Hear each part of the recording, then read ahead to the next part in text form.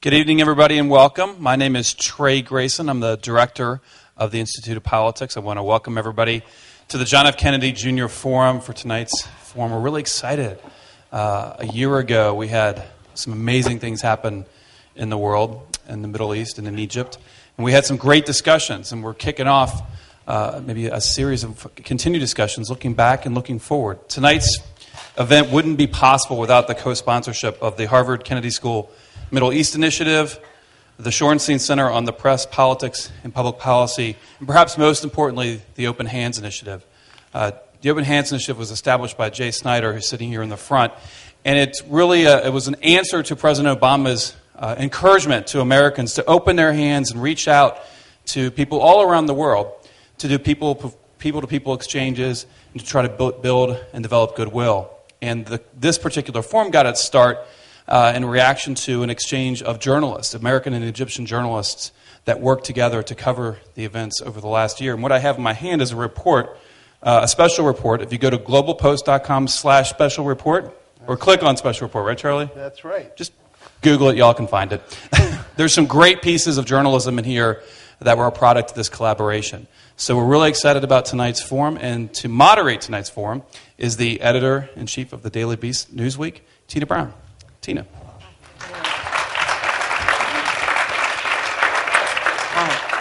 Well, good evening, everybody. It's wonderful to be here at the IOP. You may be interested to know that where I come from, Harvard was known as the was better known as the Oxford of Massachusetts. But having done my studies at Oxford, you'd think I would know better than to turn up in Cambridge in the middle of February. But here I am, and it's very good to be here. So let's instead focus on the spring, the Arab Spring, paying specific attention to the events that began so dramatically in Tahrir Square almost a year ago this next week. As we know, millions of Egyptians brought their grievances and their anger and their hopes and dreams to Tahrir Square last winter, and they continue to inspire democratic movements throughout the Middle East and around the world, not to mention protests in places such as, Occupy Wall Street. So it's been nothing short of breathtaking to watch the free exchange of powerful ideas and watch them just race around the world with this incredible sort of viral energy. And we stand in awe at their accomplishments. But these accomplishments, of course, are very fragile, and they're under constant threat of collapse. We saw just this past week, this bloody soccer riots in Port Said, which show us really what a tinderbox the whole situation can be as it tries to forge a new path to democracy. So the progress and the perils are really what we're here to talk about tonight. And for the support of tonight's forum, I really want to thank the Middle East Initiative, the Shorenstein Center on Press, Politics, and Public Policy, as we've heard, and also Open Hands Initiative, my friend Jay Snyder, which I think is such an imaginative and terrific new idea. Actually, this summer, Newsweek and the Daily Beast are going to have a first initiative with Open Hands when we're going to have a joint journalism prize for Southeast. I'm sorry, I'm not being very coherent this evening. A journalism prize from Southeast Asia. So speaking of journalism, tonight's panel is very extraordinary. As a journalist, a professor, and a speaker, Mona Eltahawy, who's on my left here, is one of the world's foremost authorities on the Middle East, Islam, and the role of Muslims women. Harvard's own professor, Tarek Masoud, joins us as well. A Carnegie Scholar, he teaches public policy at the Kennedy School of Government, is a political scientist and Middle East specialist, published in foremost scholarly journals and publications. And then rounding out the panel is Charles Sennott, Vice President, Executive Editor, and co-founder of the brilliant GlobalPost, which is really an absolute boon for foreign journalists everywhere. And I'm a great admirer of it, actually. And he's made 5 trips to Egypt in this past year alone. So this evening, after so many dangerous places, should be a walk in the park for Charlie Sennott. And so let us begin with our panel. And Mona, I'd really like to turn to you because you've just got back, I think, from Cairo. And we've all been reading about this unbelievable thing that happened in this soccer stadium with 79 people were killed. Is this outburst, indicative of something more, cosmically worrying that's happening in Egypt, or is this a kind of strange, violent incident that doesn't bear any relation to the rest of what is going on? Right. Well, I mean, I start my talk today or my contributions today with my deepest condolences to all the families who lost people in Port Said yesterday, where I was coincidentally born, but my family's from Cairo. I think it's very important to understand that what happened yesterday wasn't just a case of soccer hooliganism or football fans who are crazy or Egyptians being inherently violent. I think these are like three scenarios that too many in the media have turned to.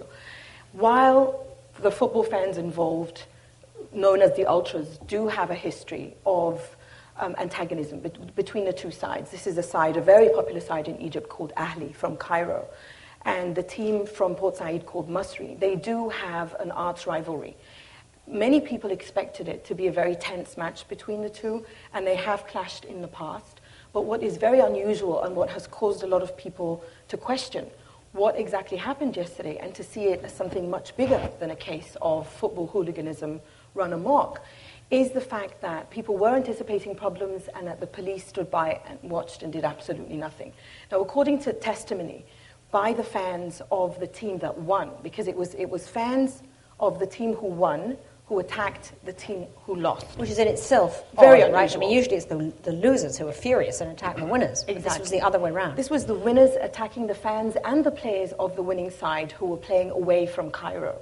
And according to testimony that has been collected by many, but especially by an organization that I particularly respect called the Egyptian Initiative for Personal Rights, they have posted testimony by fans of the winning side saying, A, they were not searched when they entered the stadium, B, that they found among their fan base people with weapons, people they didn't recognize as belonging to the fan group that went out for the match. So this was thugs who were sort of interwoven with Exactly. the fans. Yeah. So they believed that they were thugs who infiltrated their side, basically. And then when the violence did break out, a lot of fans from both sides said that the police who were there, the riot police essentially, watched and did nothing. Now, it's very important to remember that the teams of the losing side, the Ahli Ultras, they're called, or Ultras Ahlawi, they have a long vendetta with the police that predates the revolution. But this ended up, when the revolution began in Egypt on January the 25th last year, the Ultras were on the front lines of the revolution, which again, why a lot of people are looking at what happened yesterday with a lot of questions. Today actually marks the first anniversary of the Battle of the Camels, when the Mubarak regime sent in camels Indiana Jones style to break up protest in Tahrir Square. And the Ultras fans, the fans of Ahli, the team that was attacked yesterday, they were on the front lines protecting Tahrir. And they've been on the front lines of the revolution from then. So there is this tension between the police and the fans. And so a lot of people believe that the police did nothing and possibly interjected these thugs into the match as a way of revenge or to avenge this very pivotal role of the Ultras. But ultimately, when you kind of step back and look at it in the big scheme of things, it is a security vacuum that many people in Egypt believe is deliberate. Because also, a year today, Hosni Mubarak said, it's either me or chaos. And the Mubarak regime has not been removed. Mubarak has been removed.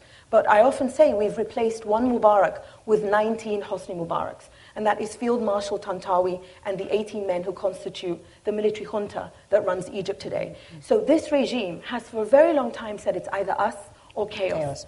Tarek, this is amazing. I mean, that's a great sort of potted description of this seething, conflict that you're describing.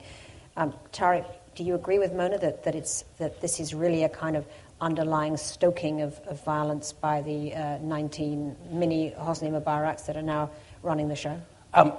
Certainly it's a plausible thesis. Let me just step back for a minute, because what we've got happening in Egypt right now is a transition. Okay, transition from a dictatorship, maybe to another dictatorship if Mona is right, maybe to a democracy. And in transitions, they are inherently uncertain, and you can't judge them on a minute-by-minute basis. You really have to take a kind of long view. Because transitions, even successful ones, if we look at them, we find that they were incredibly bloody. There's lots of discouraging things that happen, even in the course of successful transitions. So if we step back and we look at Egypt right now, so certainly what Mona said is right. One reason to be very disappointed is that Egypt, a year after the revolution in Tahrir Square, is run by the military. This is not what the people died in Tahrir Square for, right? They did not die for Field Marshal Tantawi to rule over them. But at the same time, the military has said that they're going to exit in June. Now they're talking about moving up the timetable for exit to May. Okay, so there may be a reason for optimism here. We may, in fact, find that the military will step out at least of the formal role of day-to-day governance. Right? So that's there's reason for pessimism, but a reason for optimism. Another reason for pessimism, obviously, is that the economic grievances that animated the revolution, or at least in part, are still present, and in fact the economy is getting worse in Egypt. The foreign reserves are dwindling rapidly. So yes, we should be concerned, especially when this starts to impact people's daily lives and their ability to eat, which will stoke a crisis.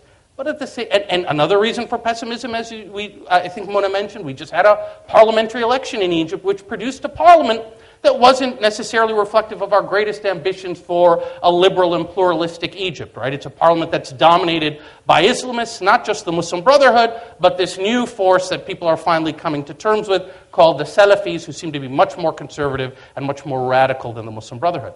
But at the same time, it was a freely elected parliament, okay?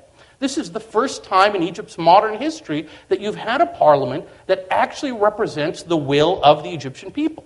And so this, I think, if we compare where we are now to where we were in the dark days of Hosni Mubarak, there are real reasons for us to be cautiously optimistic. And the next few months will be really critical, but we can't yet say that the Egyptian revolution has failed. Right, okay. That's encouraging, and more encouraging from you. Charlie, you did a very interesting PBS Frontline documentary about the Muslim Brotherhood. And of course, it's ironic that all those years of Mubarak, and also, frankly, here we kept on hearing about the big scare of what would happen if, the Brotherhood got in. Now, of course, there's something more radical than the Brotherhood, which is the Salafists. Tell me, tell us all here what you learned in this documentary you did on the Brotherhood, and how you think it's going to play out with the Salafists. Well, I think Mona made an interesting point, which is Mubarak always set up a dichotomy where it was either Mubarak's regime or chaos. And code for chaos was the Muslim Brotherhood. Yeah.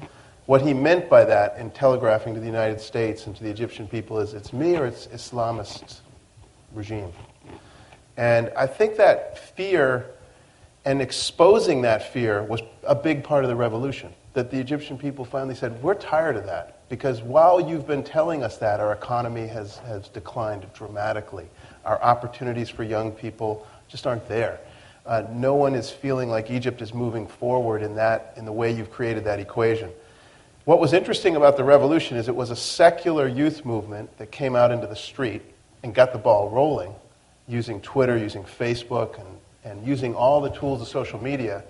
But what interests me being in Tahrir Square in those unbelievably heady days of the revolution was I thought the tipping point was when the Muslim Brotherhood decided to come in.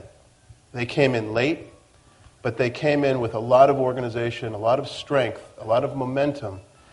And there were these just moments I thought I'd never see in Egypt of, a secular, sort of hip secular kid from Zamalek, the wealthy upper class neighborhood of Cairo, and his little, his tent, like a Coleman, nice tent, right next to a plastic tarp used by all these Muslim Brotherhood guys. And seeing them mixed together was what many of them called the Tahrir moment, where they saw that together they may have a future. And that's why I would share with Tarek some of the optimism of where this revolution is headed. But I think, realistically, 40% for the Muslim Brotherhood in parliament, 25% for the Salafists, 65% Islamist majority in parliament. If I were a person who wanted a secular life, I would be worried about Egypt. Mm-hmm. And I think this is a challenge to the secular movement that started the revolution, and it's a great challenge to America, to American foreign policy. We proclaim our belief in democracy.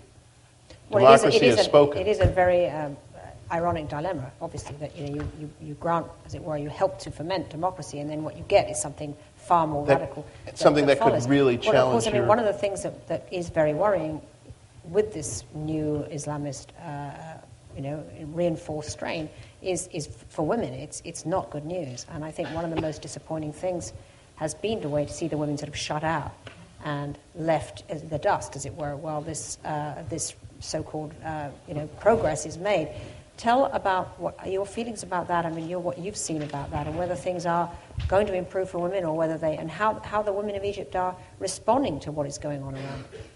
Well, I want to make it very clear that I'm not scared of the Muslim Brotherhood and I'm not scared of the Salafis. And the reason that I say I'm scared of neither, and I remain very optimistic about the Egyptian revolution, is what I saw on the 25th of January, just last week. And that was one of the reasons that I went back to Egypt. I wanted to be there for the anniversary of the 25th, and what happened on that day was hundreds of thousands of Egyptians from all over Cairo, and I'm sure the same scenario repeated itself in many other cities, came out onto the streets for simultaneous marches that headed towards Tahrir Square.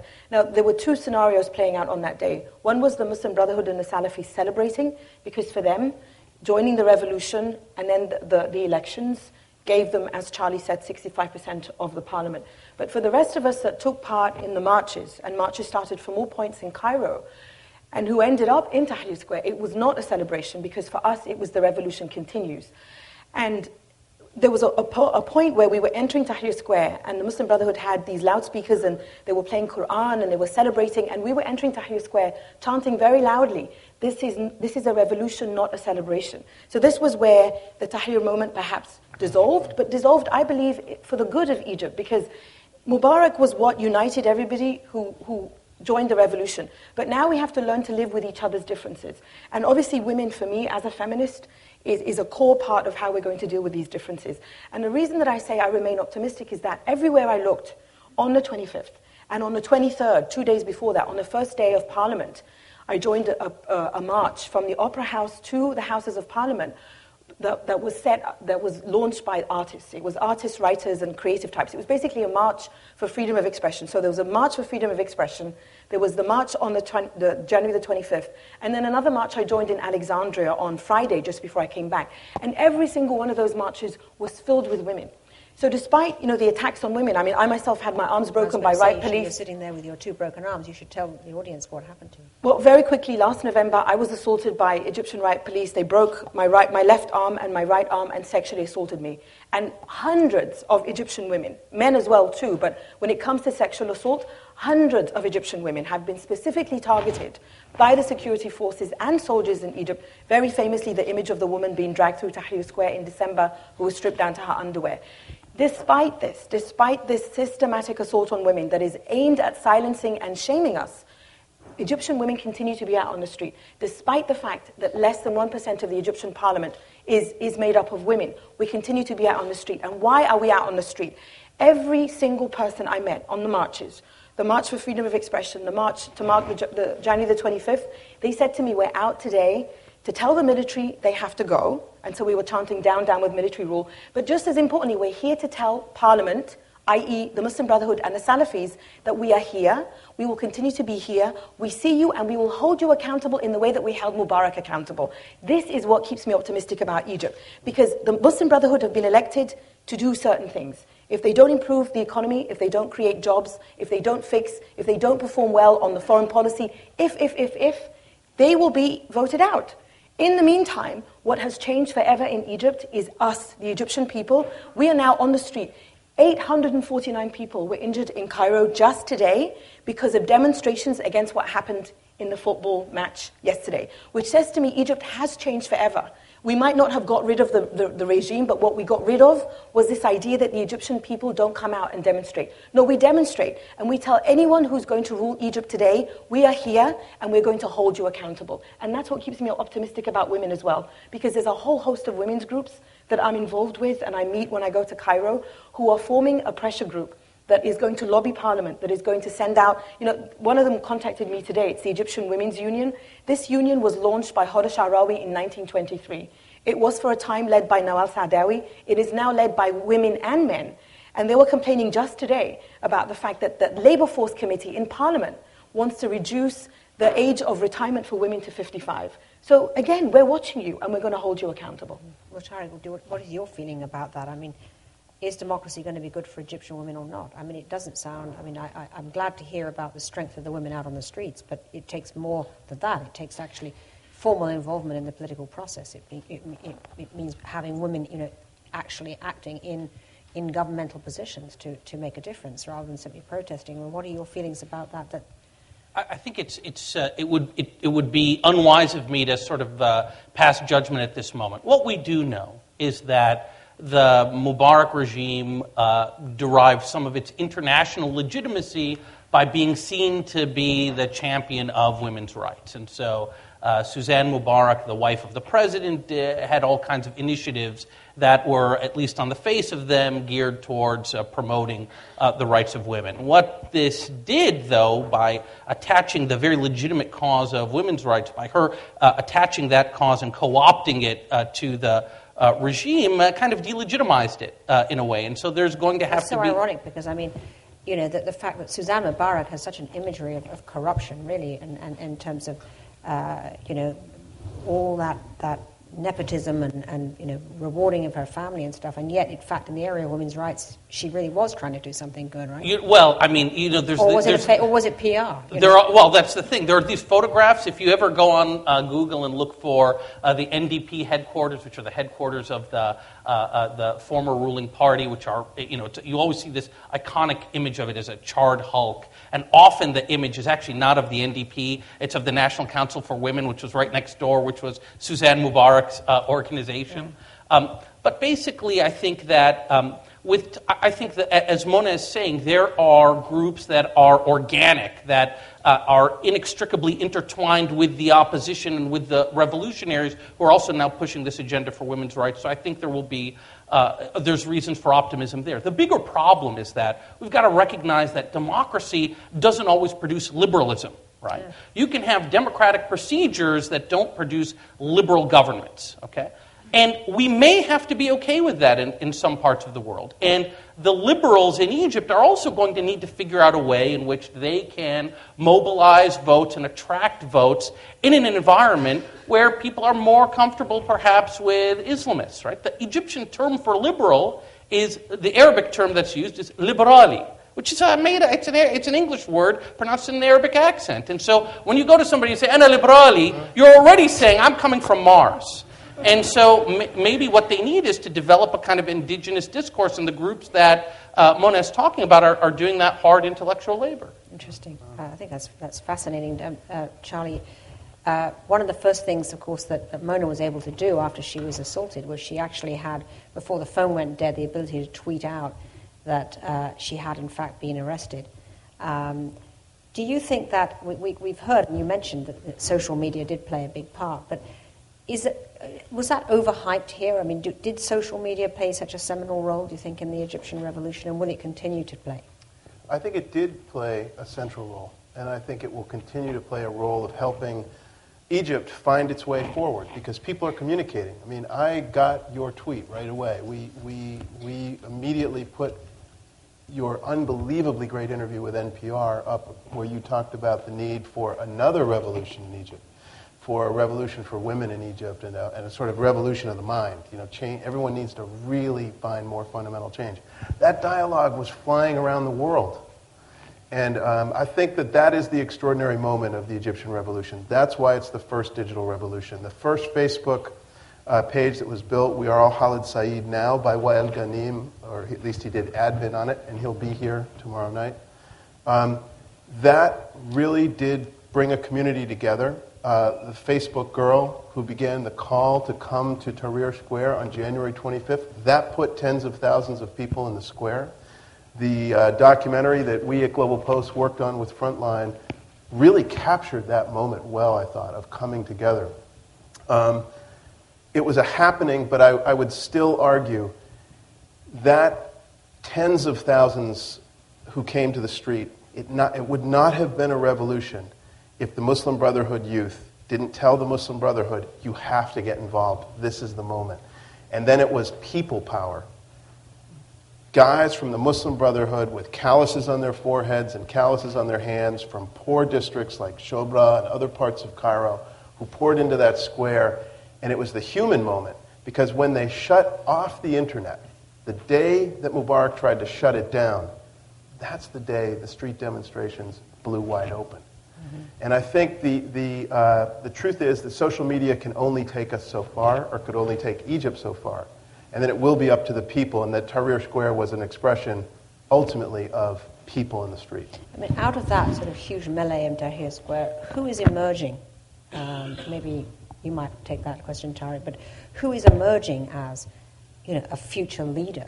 I mean, who is really coming forward now and showing themselves to be, a statesman, if you like, of the liberales in a way?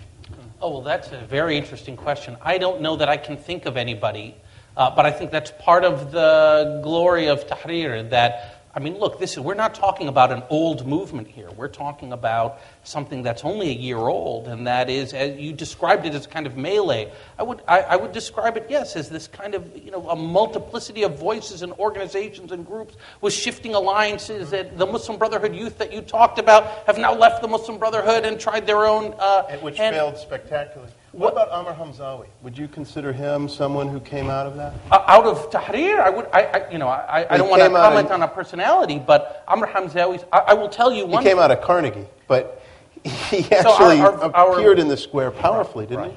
So Amr Hamzawi is a political scientist who was a professor at Cairo University, and before that was a scholar at the Carnegie Endowment for International Peace, and has basically established himself as the voice of liberalism in Egypt, and is actually quite an extraordinary person. And so I will only say that I recently saw a photograph of the new Egyptian parliament, and there was Amr Hamzawi standing there with his flowing hair, and there were several other parliamentarians next to him who were Islamists, and I looked at this photograph, which is composed of people who were all on the outs in the old regime. You could never have imagined, under Mubarak, seeing these people under the dome of Parliament.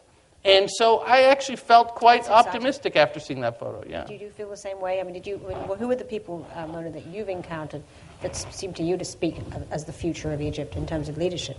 Well, it's really important to remember that for the past 60 years, ever since Egypt fell under military rule, ever since the military seized power, every president that has ruled Egypt since then, there's been 4, Mubarak being the last, has consistently worked to keep out any kind of vibrant opposition, except for the Muslim Brotherhood, because basically they couldn't shut down the mosque. And so the most vibrant opposition was mosque-based. So when people look at Egypt and they ask, where are the leaders, you have to understand that these 4 dictators from an army background deliberately kept people away because they did not want alternatives to their power. So it's not that Egypt lacks leaders, it's that every time came up. They've had no practice. Exactly. And so, this was beautifully captured when I was in Alexandria for this 7-hour mega march. We took two hours off to go and eat pizza. And one of the young women around this table of like 15 young people, I was looking at them and I told them all, I'm old enough to be your mothers. Because, they're all 21, 22, and I'm 44. And I'm sitting there, and the energy is palpable. And an older woman was being kind of typically cautious and saying, don't go to the ministry of this, don't go to the ministry of that, they're trying to trap you. And then this 20-year-old says to her, you know what, we're going to go everywhere we want. We have to go everywhere. We're not scared. And another one said to her, and this is by way of explaining how the leaders are coming up. Another one said to her, look, we're young, we have no experience in politics, we don't know, most of the time we don't know what we're doing, but we want to keep this revolution romantic and pure. She used those words, romantic and pure. So you've got a young generation of people who are heady with finally being able to speak, finally being able to go out there, not interested in having another charismatic leader tell them what to do, but recognizing among themselves many, many leaders. One young man that I always talk about is, he's almost 13, I think he just turned 30, called Ala Abdel Fattah. He's the reason that I moved back to Egypt in 2005 to take part in protests that were instrumental in this revolution, one of many catalysts. Ala would never call himself a leader because he's very humble, but he comes from a family of amazing activists. His father's a human rights lawyer, his mother's a great activist who teaches at Cairo University, his sister is a co-founder of No Military Trials, his younger sister is also an activist, and he just came out of 2 months in jail after trumped-up charges. Now, he sits down on Twitter, and he has this great vision of what Egypt should do. Now, he would never say, I'm a leader, but there are so many young people like him, given a chance, 6 to 7 years from now, I can definitely see them either running for politics, becoming thought leaders. They already are thought leaders. So what I'm saying is that this revolution of the mind that Charlie was saying, I talked to NPR about, In Egypt right now, we're having a political revolution that, yes, has created a parliament, as Tarek said, that is very different. But we're also having a parallel revolution of the mind. That is a social, cultural, and also sexual revolution that we need in Egypt, that unless it happens in tandem with a political revolution, that our political revolution will fail. Because we finally have a chance in Egypt now to say what we want, to go out and demonstrate when we want, and to also acknowledge that, these elections were not great. They were not free and fair. They were a mess, but they were our mess. And the next time around, there will be a better mess. That's our hope. Well, that's, exactly, a better mess, which is what we're hoping for. So we get a question. Charlie, you've been doing this amazing work with Open Hands initiative to support Egyptian journalists. And, of course, there is no such thing as a path to democracy without a free and strong press. So what have you found amongst Egyptian journalists? I mean, what kind of a press is it in Egypt now? And what are they saying? What are they writing? Well, what we found with the fellows we worked with, GlobalPost, Open Hands Initiative, we brought together 16 reporting fellows, 8 Egyptian, 8 American, 1 Egyptian editor who was our counterpart as an editor. What we found were extraordinary young people who are part of this heroic movement, who are young journalists. Some of the American fellows are here. They're kind of clustered. Can you guys quickly raise your hands? We have 5 of them right here. They, as a team of Americans and Egyptians, did exactly the mission of Open Hands Initiative. They worked together, people-to-people diplomacy, and the journalism exploded off the page. You could feel the intensity of it, particularly in the way they worked together. I mean, truly extraordinary work. And I came away so hopeful about this young generation of journalists in Egypt. They're excited. They're very hip to social networking. They really understand the web. We had to, at one point, Gary Knight, who joined me in teaching the workshops, mandated they all stop tweeting because it's just taking up, they couldn't concentrate on anything else. And we really tried to work with them on the craft of journalism, and they just grabbed it. So it was exciting. I think the other reality is bleak, which is an older generation of journalists who are part of a sclerotic Arab nationalist, just the press that has kept so much of the Arab world down. It's taught them to focus more on things like Israel than on the disasters of their own country. This younger generation sees those journalists as standing in the way, I think. And there's a younger generation of journalists that really wants to push past a lot of the paradigms of the past and really do good, hard street reporting. Really look at people, tell their stories. This team broke the story of Samira, who was another hero of the revolution. Samira is a young woman who stood up to the so-called virginity test. I don't know if any of you have heard of that, but terrible practice of female protesters actually being administered, quote, virginity tests by uniformed male officers. She called it rape, took her case to court, and they chronicled her story, and she actually won in court, and her case put a stop to that. I think they did great work, both the American and Egyptian journalists, and I think there's a lot of hope for the young journalists. Yeah, that was an absolutely superb piece of journalism that was really, created such waves. Extraordinary, really, work there. I think we'd probably like to start to go to some questions from the audience, because there's so many incredibly well-informed people here, and I've been told that everybody has to identify themselves and ask one question and make sure that you end your question with a question mark, as it were. Don't make declamations and speeches. So I'd love people to start to come up and ask some questions of our panel here. Marvin Brams from Divinity School here. I think this question is probably best directed to Mona, since she was associated or is associated with the Jerusalem report. And that is, through your eyes, what is Israel's view of the Arab Spring in Egypt? Is it welcoming? Is it concerned? Is it hesitant? Especially since it has a peace agreement with Egypt.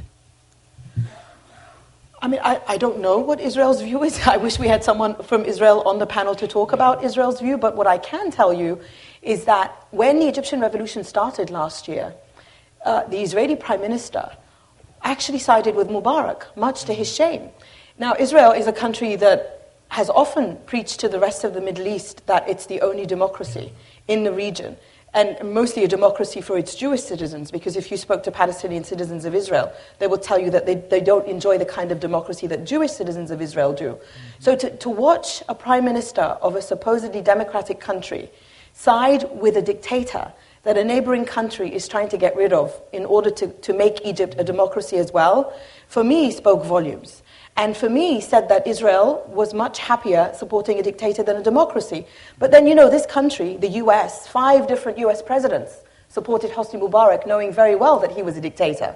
So you're talking basically about, the kind of the dirty dealings of politics, in which the supposed stability of a dictator is favored at the expense of the freedom and dignity of a people.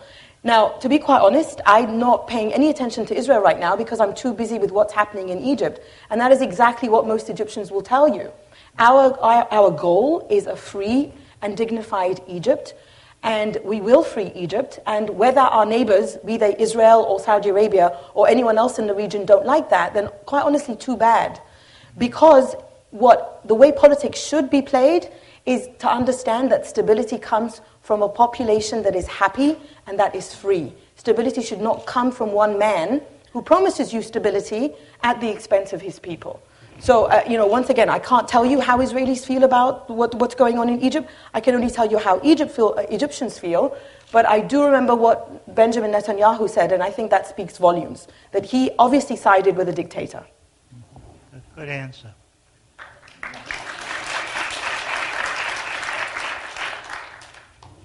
Coming up next. Thank you, firstly, all of you, for your comments. My name is Joel Branald. I'm a graduate student here. I just want to bring you back to the events of yesterday at the football stadium. And I took all of your points you made, Mona, but I come from a country also plagued by football hooligans. And I don't think it was unique to Egypt. I think if you take the police out of the equation at a Millwall match, I think you would unfortunately get the same results. So my question for you is, there's often ways you can read into a situation, and you could be completely right that there was a plot that with the ultras and everything else. But part of me just feels that sport can heal, but sport can hurt, and there's a lot of pent up aggression, and the police don't want to be too out there because of what happened.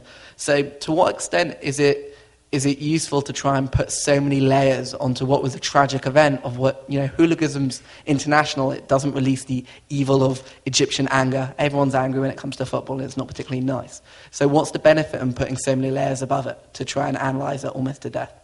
Right. Hooliganism, as you say, is not exclusive to Egypt. And, I grew up in the UK, so I remember. But it is not usual to have 74 people killed after a football match. If that was usual, then the sport of football should just be banned. It doesn't happen every day that 74 people die, thank God. And as I said, the ultras do have a history of this antagonistic history with other teams. These two particular sides do have an arch rivalry. Yes to all of that, but 74 people being killed. There's something wrong with 74 people being killed. And there's so many, all those things that I listed, the fact that weapons were there, the fact that the stadium lights were turned off, the fact that some doors were open, some were closed, the fact that the police did absolutely nothing. And this is all testimony from the winning side, not the losing side. And, I'm not a conspiracy theorist. I don't like conspiracy theories, but it's too tempting to see this as part of this chaos scenario, especially because now what has happened, and again according to reports from journalists on the ground, these 849 people who were injured in Cairo today were injured as a result of clashes that the police started, not the demonstrators. So you have demonstrators who go out to demonstrate in front of the Ministry of the Interior. The police pick a fight with them, fire tear gas, fire all kinds of things at them. So that's the kind of scenario that I'm asking you to consider this game. I mean, I'm not trying to paint the ultras as angels, far from it, and they will tell you we're not angels.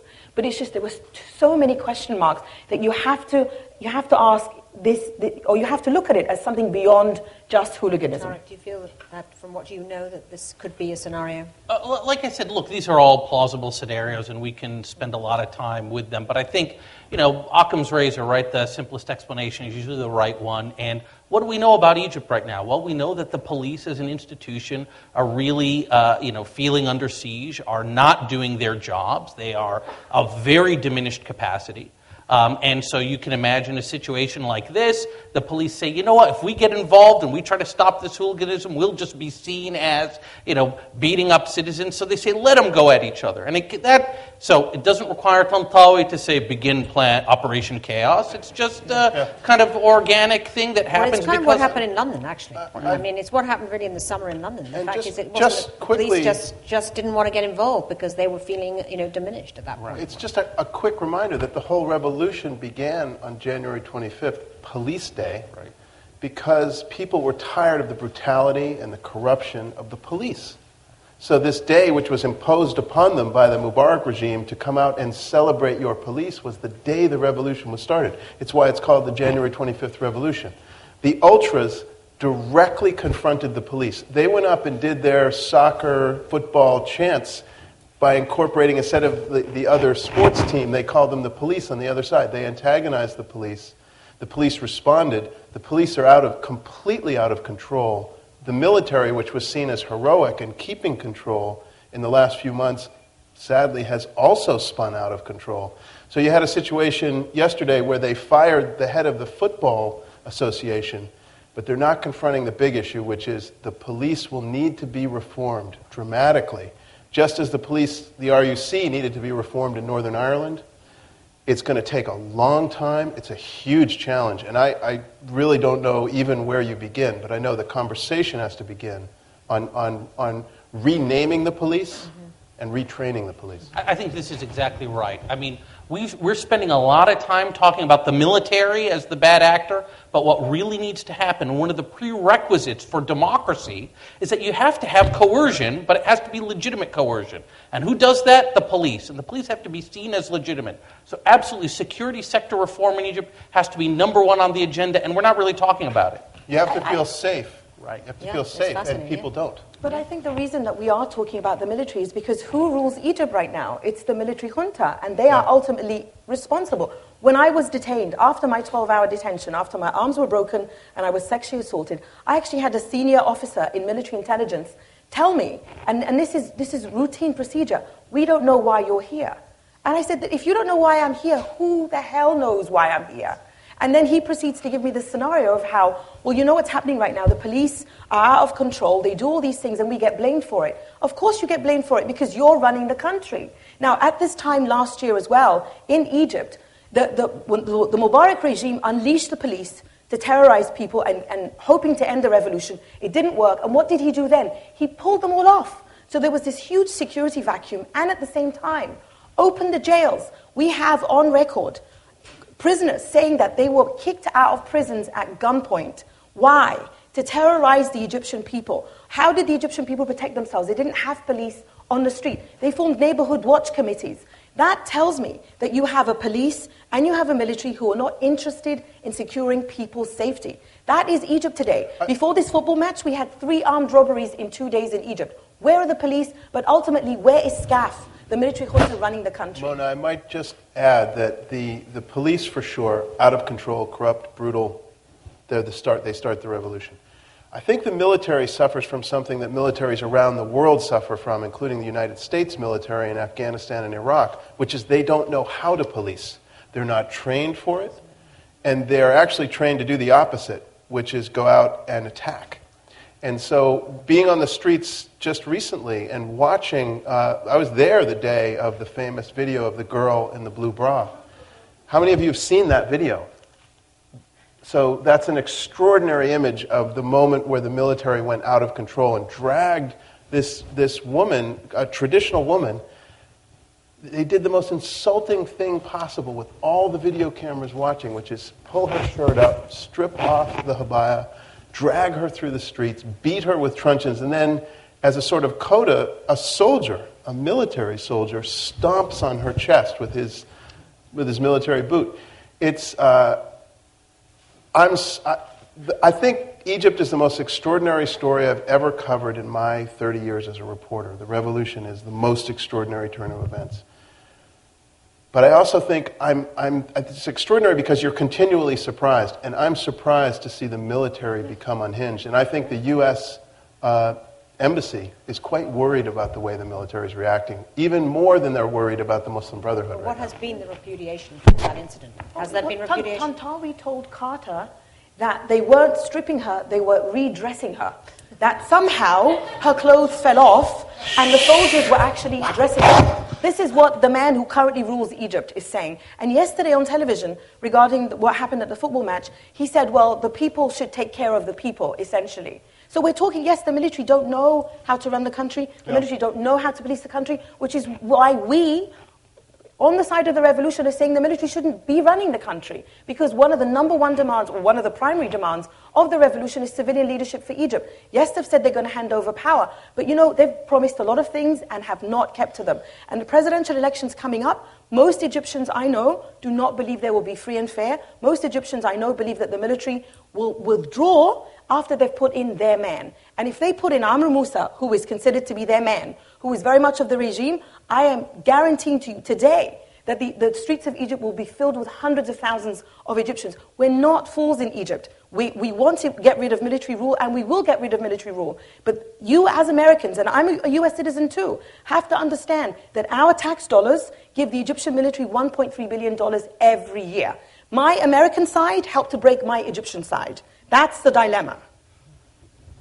Any more questions? My name's Melinda Holmes, and last November I went to Egypt to study Arabic. I traveled there several times before, and to do exactly what Charlie referred to as people-to-people diplomacy. I was very aware of that fact. And I was there through the revolution and met my husband, who now stands over there, and we married in May, and I guess that's the ultimate form of diplomacy. But I wanted to address something to you, Charlie, because I'm very aware that even some of the best forms of journalism that are happening, and some of the best projects, such as the Open Hands Institute, doing this kind of people-to-people diplomacy, are accessing a very small segment of the Egyptian youth, and as well as social media. I mean, Facebook reaches, I'd say, pretty much the whole population, but in terms of Twitter, and most Egyptian young people don't have access to the kind of mobile phones that use Twitter or don't know that. They don't have resources or awareness to be able to access fellowships and programs like the one that you host, which is great. But in light of this, as well as the mainstream media, which over the last 2 days I have witnessed yet again how horrific the reporting actually is on events which happen in Egypt anyway. That's what I can speak to. You're not reading GlobalPost, clearly. But the fact of the matter is most Americans... What is your question? Most Americans are not reading GlobalPost. And so... Oh, they're starting to in Houston. So in the Daily Beast. Maybe in this room. So my question is, how can we... I'm sorry, what is your question? How can we connect the Egyptians who are not being accessed to have a voice outside of the country, and how can we show Americans what they need to do in terms of our own political support in our own country, our own foreign policy. Charlie, would you like? Yeah, I will. You're going to have a hard time getting a word in edgewise, I'm telling you. No, thank you. It's an excellent question, and I think that Open Hands Initiative's goal is to say, let's start somewhere. And you're absolutely right. The Egyptians we were dealing with were English speakers, which puts them in a very highly educated category of fluent English speakers who can write in English and write beautifully. So these were absolutely the best of the best. But that's a good place to start. And I think that the goals of Open Hands Initiative to get people to communicate with each other and the power that creates and the friendships that creates, that ripples through time. That is a good place to start. I disagree with you about mobile phones, because actually it's stunning, even in the poorest neighborhoods in Cairo, how many people are wired into text messaging, having content pushed to them, or are able to go to internet cafes and be online and be part of a conversation online. I think that you raise a very important point, and one that is framed by the reality right now in Egypt, which is that civil society is very much under attack. We've had NGOs that have been, where people have been arrested and not allowed to leave the country. I'm sure you've all heard about this. this is a great threat to all of these movements like OHI that want to do this kind of people-to-people diplomacy. And I know the State Department is speaking out about it, but I don't know. Maybe it's just me. I don't think they're speaking loudly enough about it. This is a real threat to the kind of things, precisely the kind of things like OHI and others that need to be done through the foundations that will do that kind of people-to-people diplomacy. Two more questions, I think. All right, thank you very much. My name is Sitza Gofard. I'm a freshman at the college. And I guess my question is this. As the revolution goes on, there's still, well, obviously many issues, but one very large issue that has not yet been resolved, which is, of course, what to do with former President Hosni Mubarak, who currently stands trial right now. It's obviously a very sensitive and important issue, especially given what has happened to other leaders across North Africa and the Middle East that have been, I guess, taken out of power due to the Arab Spring. What is the general feeling of the Egyptian population? Do they have a consensus? Are they divided? What are their opinions about what to do with Hosni Mubarak? And, of course, what are your beliefs about the rightful course of action? So interesting that. Tarek, what is your view about Hosni Mubarak? I mean, we've seen, Gaddafi at the drain pipe. We've seen unbelievable sort of violence about what happens to the leaders at the end. What are your feelings about Hosni Mubarak? So I want to be clear. I'm not going to answer your question. I'm not going to tell you what do the Egyptian people think because I'm a overweight American Egyptian academic. I can't tell you what I haven't surveyed them on that question. But I can tell you what I think, which is that obviously Hosni Mubarak was guilty of significant malfeasance and deserves whatever a sentence that is handed down. And I would note that what's happening in Egypt is worlds away from what happened to Gaddafi in Egypt. There is a kind of legal process that's being followed, and it has all kinds of imperfections, but it is nonetheless civilized. But I think the issue here is a bigger one. We've been talking about the military, very imprecise. What do we mean when we're talking about the military and the military's interests? And what we should really do is focus on the 19 Hosni Mubaraks that Mona talked about, who are the SCAF, the Supreme Council of the Armed Forces. And these are the guys who run Egypt, and these are the people who you need to withdraw from the governance of the country. And for them to withdraw from the governance of the country, my hypothesis is that they need to feel secure that they are not going to find themselves in the same fate that has now befallen their former leader, that they're not going to find themselves behind a cage in a court facing charges. And so I think making this kind of deal with the military leaders may be, I'm not saying it is, it's a hypothesis, I'm not sure, but it may actually be necessary to get them out of the business of government, to get them to actually withdraw. And so in this case, if in fact the military does have this anxiety, then the trial of Hosni Mubarak obviously intensifies that anxiety. You're saying you'd rather see Mubarak sort of sent into exile, or rather that will help to get rid of the 19? Look, I want justice, so I myself am conflicted because I think Mubarak needs to be held accountable and the 19 need to be held accountable. But at the same time, I also need the 19 to leave. And the 19 have guns. And so how do you get men with guns to listen to people without guns? You tell them, listen, we're not going to turn guns on you once you hand them over to us. Just quickly, one of the great challenges for Egyptian journalism and Western journalism is to hear more of the voices in other parts of the country.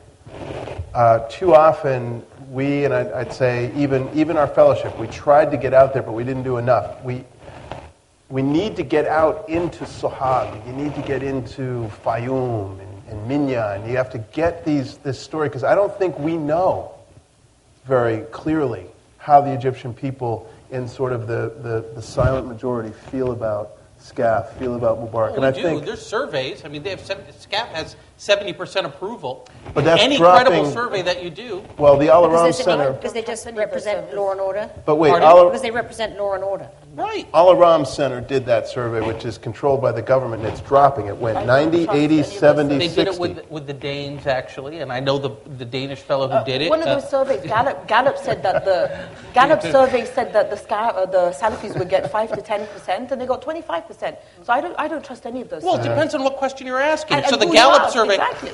You want to talk survey methodology? I'll talk to the cows come home. So, no, I don't. I just don't trust any of them. No, but that's not an intelligent position. Some surveys are actually better than others.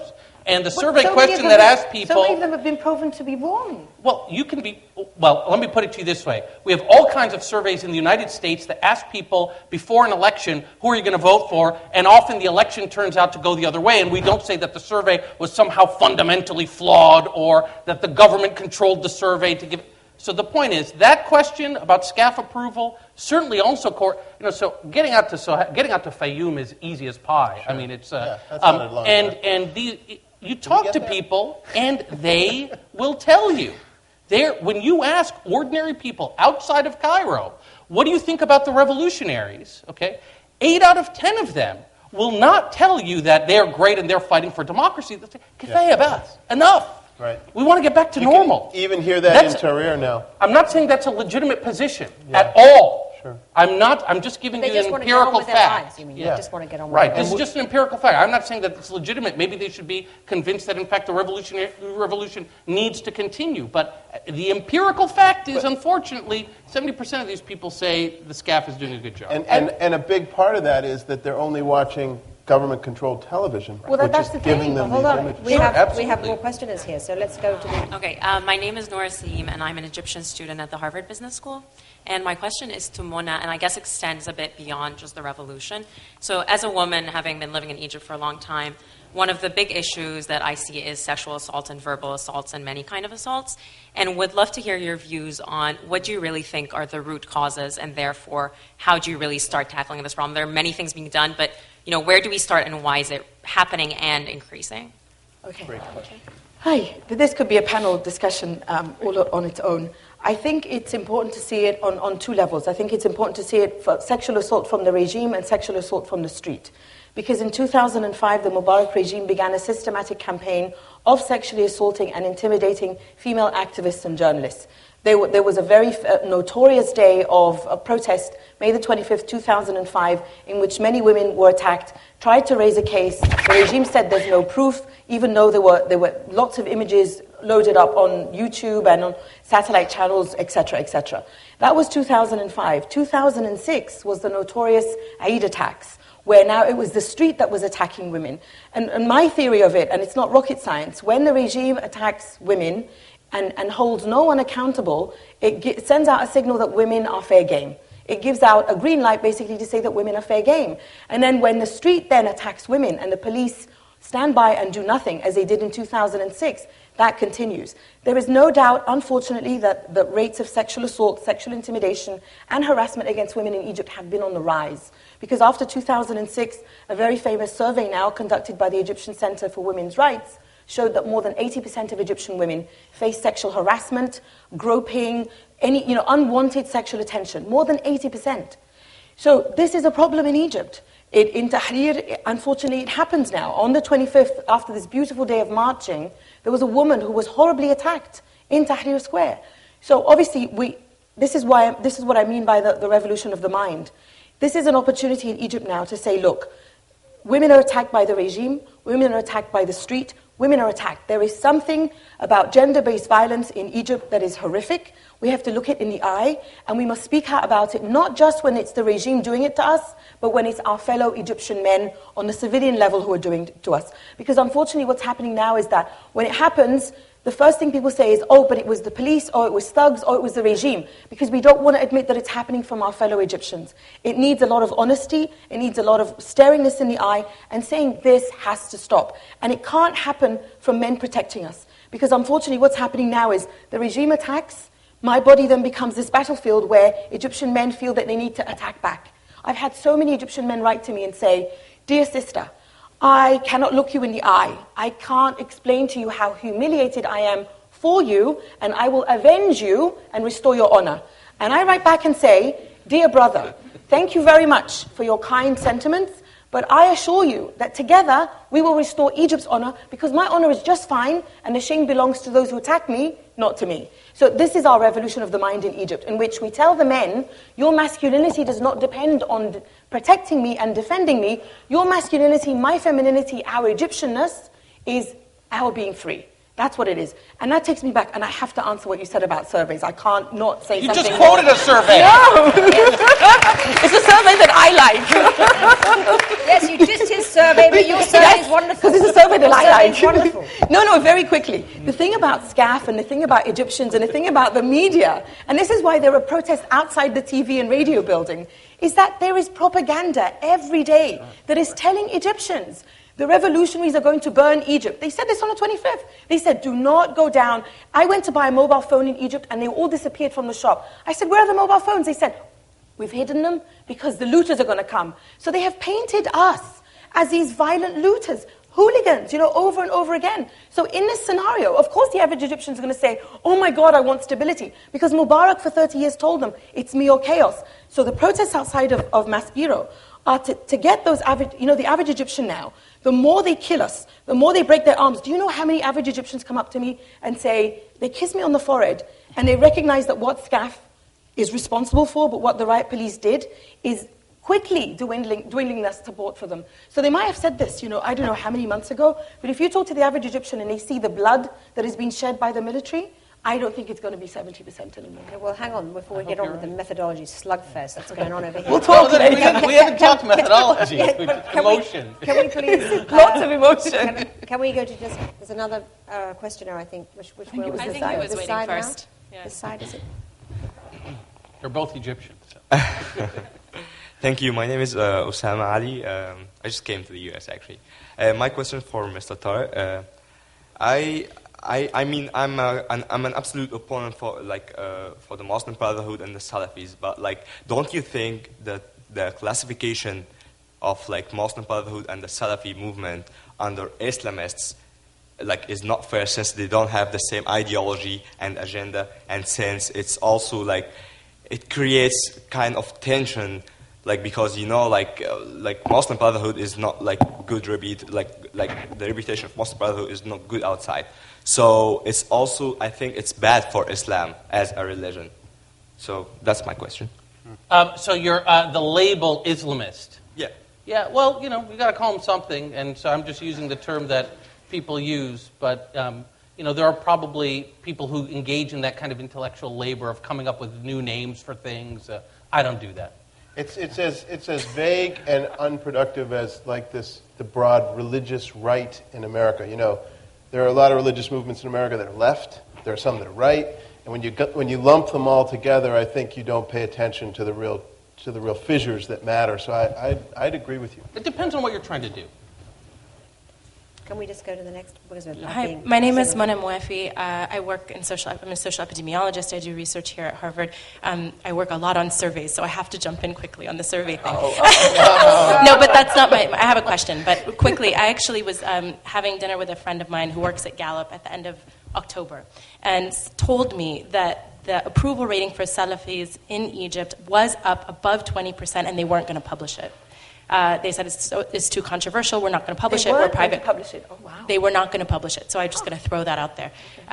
So anyway, my question was actually about security and the Muslim Brotherhood.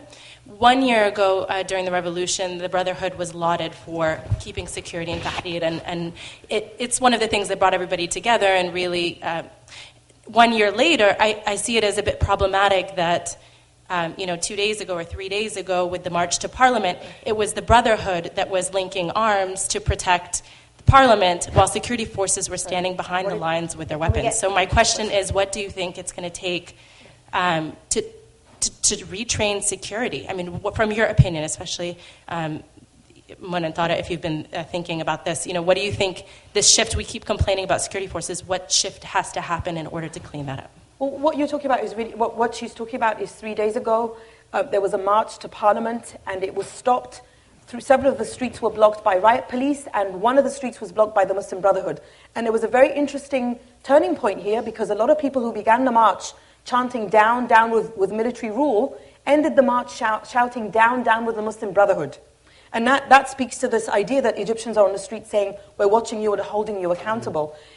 If the Muslim Brotherhood youth who were instrumental in protecting Tahrir, last year, are seen to turn into a militia just for the Muslim Brotherhood, then that is clearly going to chip away at any kind of popular sympathy that the Muslim Brotherhood long enjoyed because they were tortured and they were imprisoned by the Mubarak regime.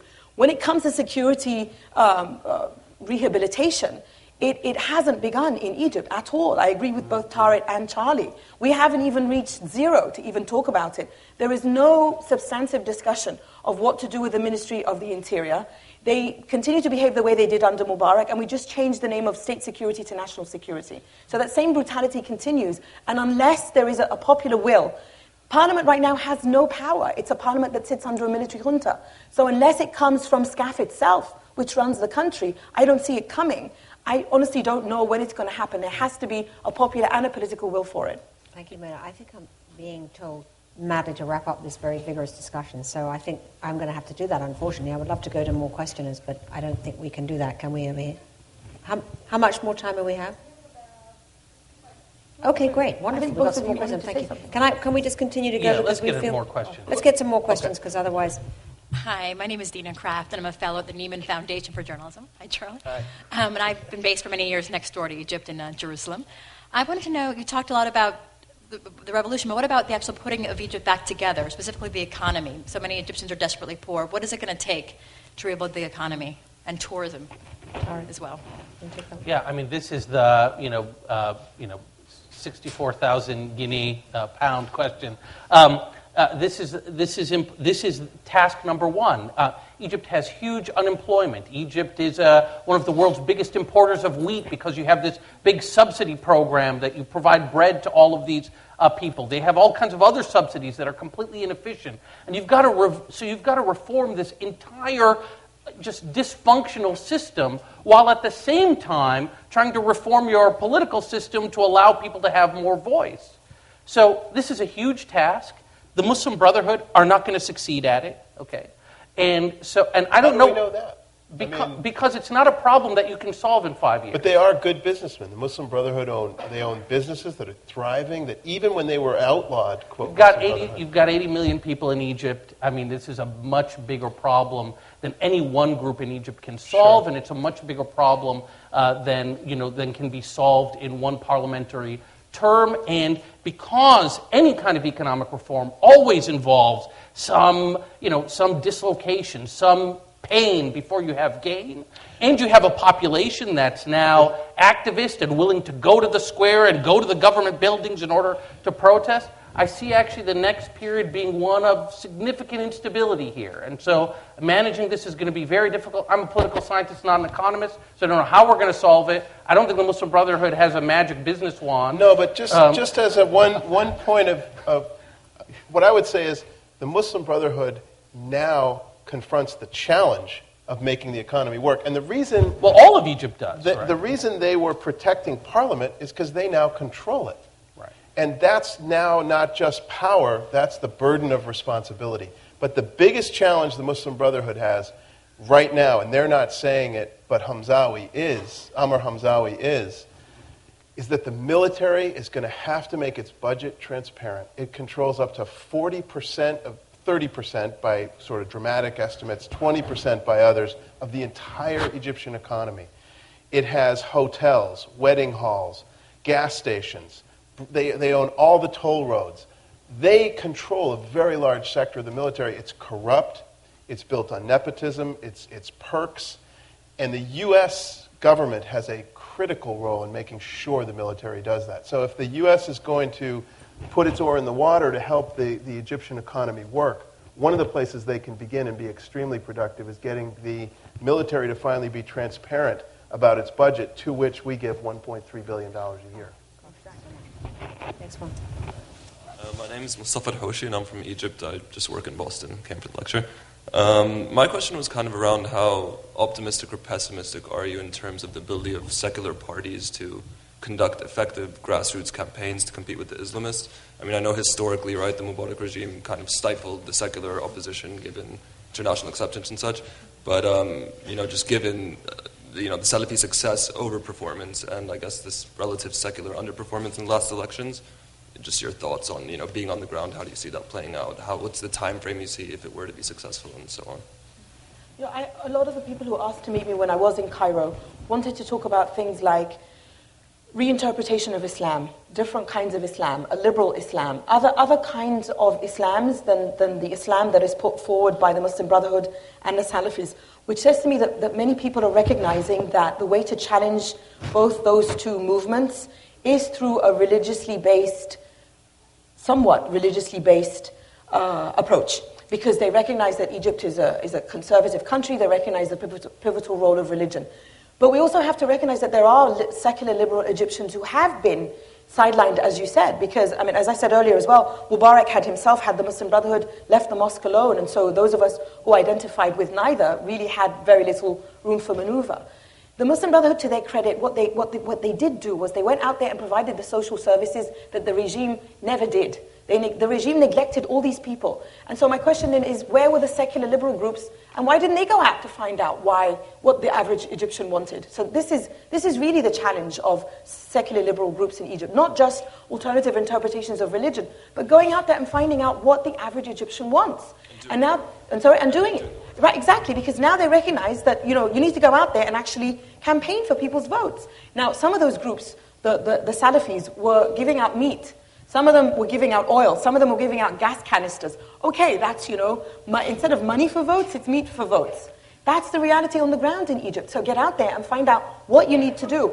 But for me, I know as a secular liberal Egyptian, whenever I go to Egypt and I'm interviewed about my particular leanings, I make sure I use the word secular, Ilmani, because it has such a dirty connotation in Egypt. To say you're secular almost means that you are an atheist. So we're actually having to deconstruct the language, because for the longest time we had conservative Islam from the Muslim Brotherhood, conservative Islam from Mubarak to fight it, and those of us, we are now fighting the authentic label, that you can be authentic and Muslim and not conservative. That's our challenge, that you can be liberal and authentic. And also we have Christians in Egypt. Why should they have to identify with Islam? This is an important question, and I know that guy. Yeah. I also wanted to ask about the Christians, too. This is important.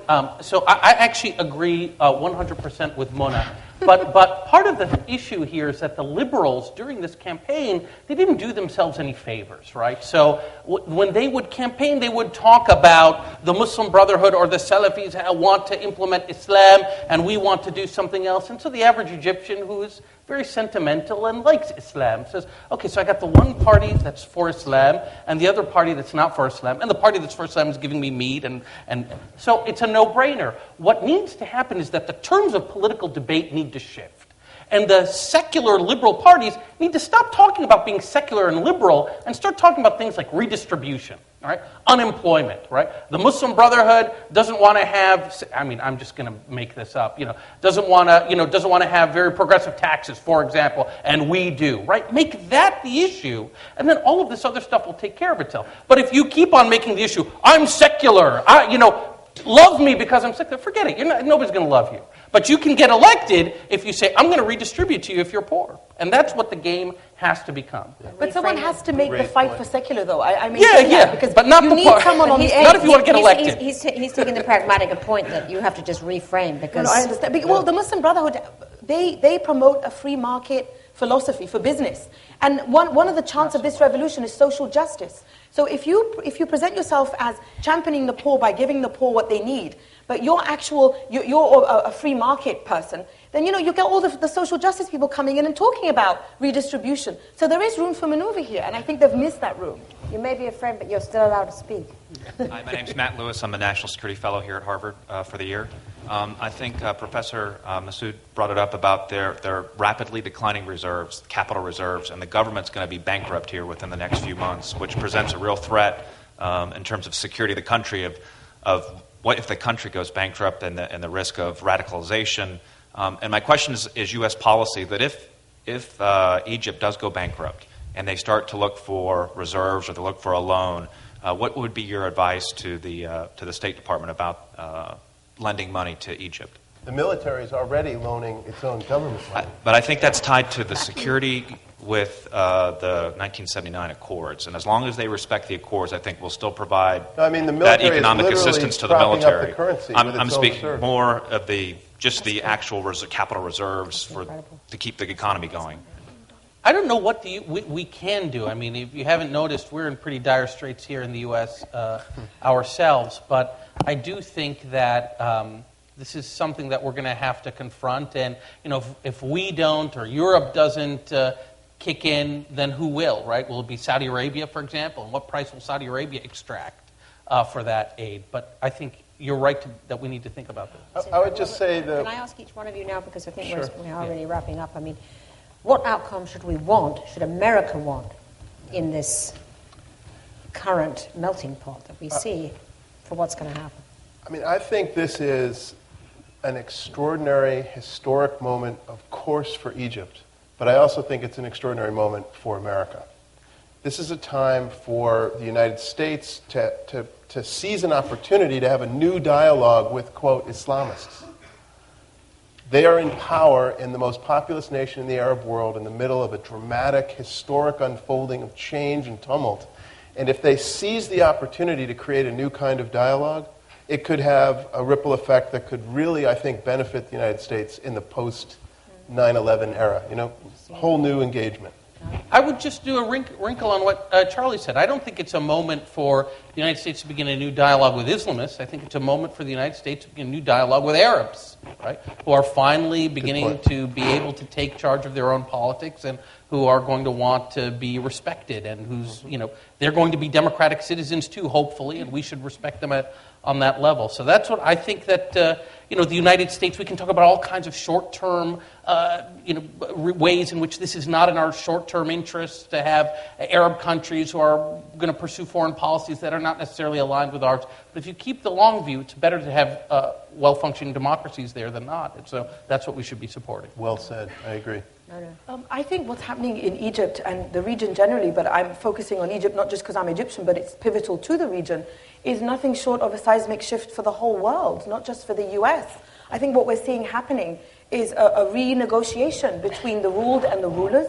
You're seeing it influencing people across the world. You mentioned the Occupy movement and the way that it's been influenced by what's happening in Egypt. And I think this idea of US foreign policy that for far too long has favored this notion, this elusive notion of stability, through some dictator somewhere across the world, has to truly end once and for all. Because, we have this on-off switch here, where George Bush says he likes democracy, and then Hamas get voted in, and he suddenly doesn't like democracy anymore, and, we revert back to our stable dictator. This all has to end, this idea of stability coming from a dictator. So I think what we're seeing happening in Egypt is people demanding the people power itself, that stability and that freedom, and that ultimately the happiness of a population that is able to freely choose its own destiny. That's what foreign policy should be talking about. The US has been very slow over every single revolution we're seeing. It's basically still to this day playing catch up. And I'm not really sure it understands the tremendous shifts happening,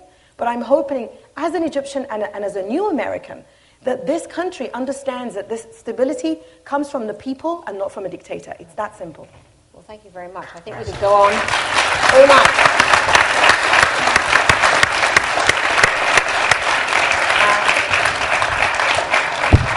I think we're definitely going to go on talking over dinner, I suspect, because I think we're not quite resolved any of these issues. But it's been very stimulating and terrific conversation, and I want to thank everyone here for coming. I'm sorry to those questioners who didn't get their question out, and thank you very much indeed to IOP and to Open